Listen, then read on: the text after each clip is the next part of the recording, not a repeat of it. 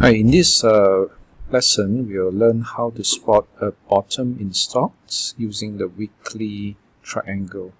Now, here we have the weekly chart of Adobe. Went from an uptrend, market top, and sell off. And here it started to kind of base off and then shot back up to make a new uptrend. Now, how do we know that the stock has bottom? First of all, we have a lows. If it starts to make higher lows and higher lows, that means it's gonna have a new uptrend that starts. It's gonna start.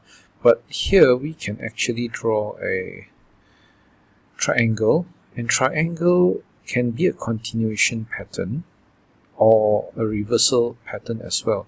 It's formed by connecting the lows, the higher lows, and the lower highs. Okay, and actually, it's kind of like a timing tool as well, because it's going to break out when the apex is formed. So it kind of broke out near the apex, and actually is a buy setup as well. Traders can buy it, put a stop loss here or here, and ride it higher.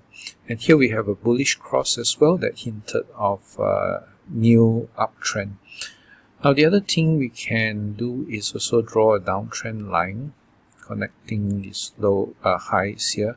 It gives a hint that it want to change trend, and then the stock went back above the 20 MA, 50 MA, and then it broke above this weekly triangle, and that's why it goes up. So next time if you see a stock making a weekly triangle, it's a good opportunity for you to buy the stock, right, as it breaks out higher.